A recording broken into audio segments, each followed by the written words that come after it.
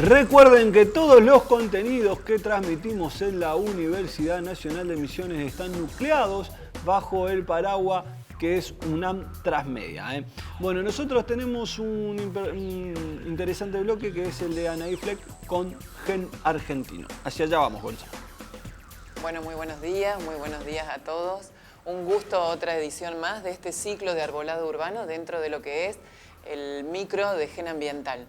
Para recordarles, lo que estamos buscando es este gen que a través de ejemplos, de situaciones, de acciones o de intenciones también, porque sabemos que cuando algo nace en la intención, ahí ya se empieza a poner energía y las cosas empiezan a moverse de un lado del otro y con el tiempo justo, en el momento preciso, se ejecutan. Entonces ahí sería cuando el gen se expresa. ¿Qué gen? Este gen que promueve acciones de sustentabilidad a través de la conexión o el camino que se generaría desde la academia, desde la generadora de conocimientos, hasta la vereda, la casa, el hogar, los vecinos o la administración pública también, la cuestión esta de interaccionar entre la economía y la política para mejorar. Entonces, en el sentido del arbolado urbano, en esta serie otra vez nos va a acompañar con mucho gusto el ingeniero Jorge Escalante.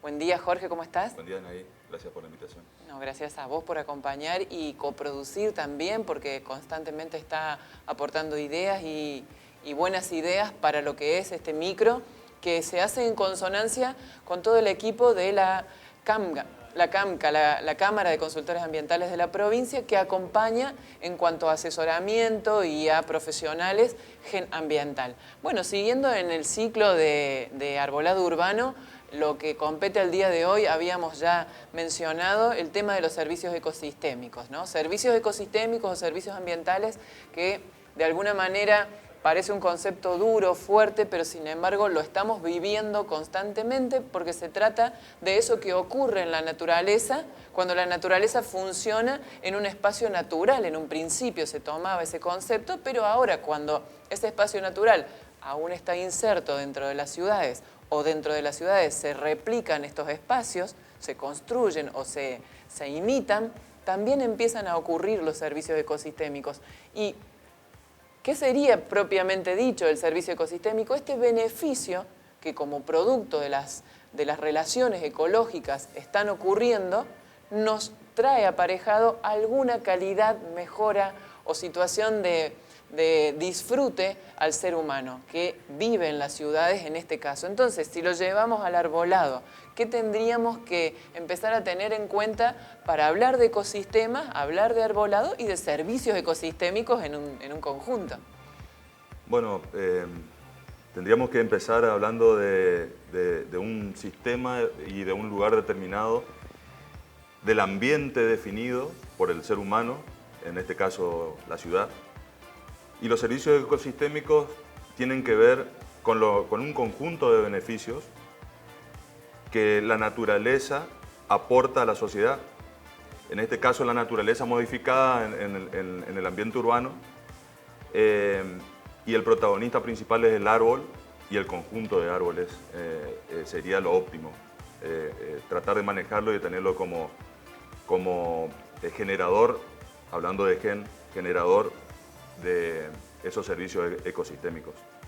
Y si nos preguntamos concretamente cuáles serían los beneficios que se vienen aparejados a través de los servicios ecosistémicos, porque generalmente uno cuando está en un espacio público, ¿no? o en un ambiente natural, no dice, ay, qué lindos servicios ecosistémicos que estoy disfrutando esta mañana, sino que ¿de qué estamos hablando cuando hablamos de servicios? Bueno, hay toda una definición, pero tendríamos que hacer un resumen.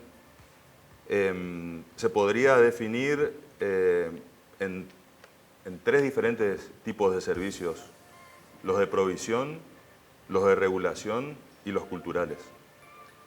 Los de provisión serían, por ejemplo, en el caso de los árboles o los bosques urbanos o periurbanos, la madera, los restos de poda chipeados y para poder hacer compostaje a través de esos residuos, de la gestión de esos residuos.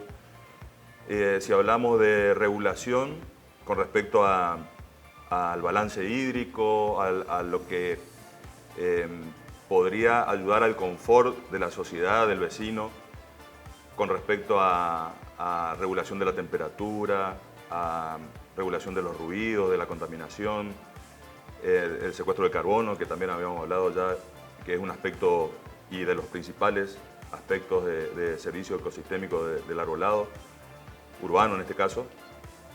Y los culturales, que es lo que más se ve, lo más tangible, lo que se observa y lo que se disfruta, el paisaje, y se da cuenta uno cuando falta el árbol o cuando falta el bosque o cuando falta una floración o simplemente la inspiración a disfrutar y a observar cuando está en pleno servicio, el servicio cultural, digamos, del Entonces, podríamos del arbolado. decir, hoy venía pensando cuando venía para acá, digo, de los tres, a veces hay otros autores que hablan de 4, que están los de apoyo, ¿no? O soporte, que esos serían los más básicos. Por ejemplo, esto del suelo, donde se va a sustentar la base para el crecimiento del árbol. Ahora, si nosotros decimos dentro de la ciudad y tenemos que hacer foco en algunos de los servicios ecosistémicos, serían los culturales, los más importantes, porque, por ejemplo, cuando decimos vamos a arborizar, generalmente es en torno a un barrio o a algún tipo de congregación de otros árboles generando un corredor, que es lo que siempre hablamos. Entonces, dentro de estos servicios ecosistémicos culturales, si vamos al vecino, a ese que está por ahí en una situación de que tiene una vereda, un patio, un jardín, ¿cuáles serían las acciones a promover o a adoptar también, ¿no?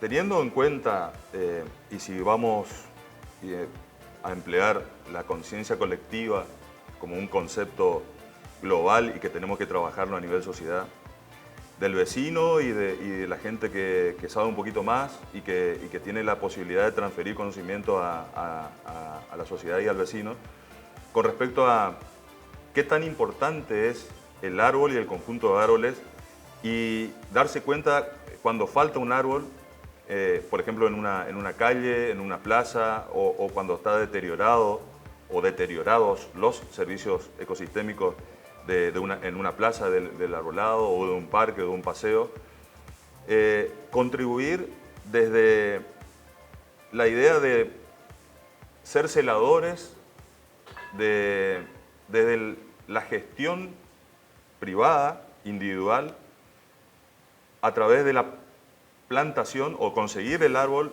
para hacer una especie de seguimiento de un padrinazgo.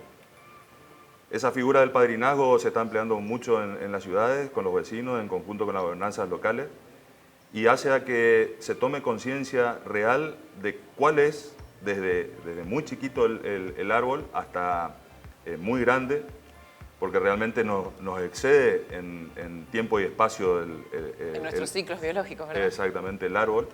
Pero nosotros culturalmente recibimos esas nociones, esa cultura, ese bagaje cultural de los abuelos, de los padres y de una región determinada, ¿no? Sí, si nos ponemos a pensar, cuando se hacen intervenciones en los barrios, ¿no? Y uno empieza a distinguir entre las nativas y las exóticas, ¿no? Enseguida en los barrios aparecen las exóticas como una de las especies por ahí más buscadas, más queridas, por esta situación que estás señalando, ¿no?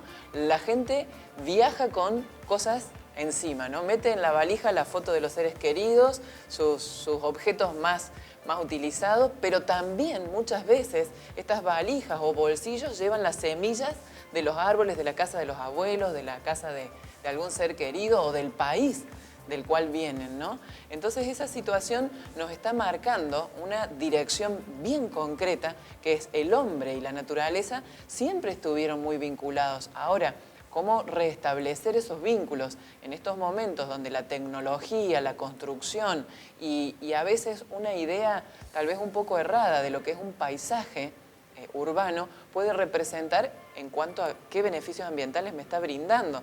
Hablábamos de la superficie verde en lo que es el número de metros cuadrados verdes por habitante. Ahora, esos metros cuadrados verdes por habitante, ¿qué condiciones deberían cumplir? El pastizal o un espacio donde solamente hay cobertura vegetal, en contraposición con un lugar arbolado, ¿hay diferencias?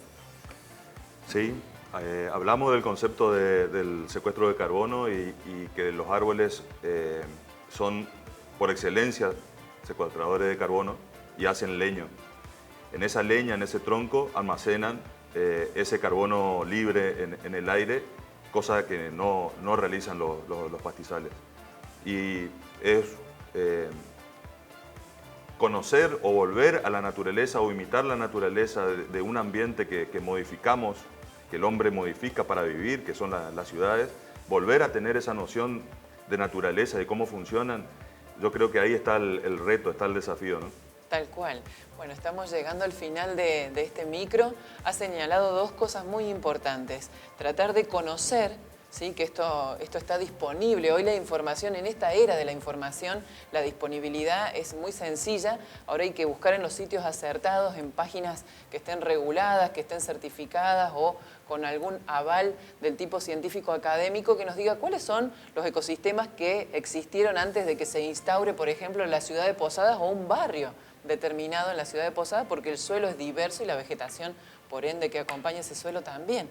Eso por un lado. Y por el otro lado, saber cuál es la especie que debería ir ahí y cuando esa especie no está, como dice Jorge, ¿qué pasa? ¿Qué sentimos? ¿Hasta dónde podemos llegar con esta percepción de tengo un árbol o prefiero un jardín con algunas arbustivas o algunas flores, algunos colores que no dejan de ser muy bonitos y hacer a los servicios ecosistémicos culturales, pero sin embargo no están cumpliendo todas las otras nociones de servicios? Entonces, ¿qué pasa, como dice Jorge, cuando el árbol no está, ¿no? Bueno, esto ha sido todo por hoy, Gen Ambiental, otra vez señalando algunas cuestiones que podemos aprender e incorporar. Vamos a continuar con Al Día en el próximo bloque después de una pausa.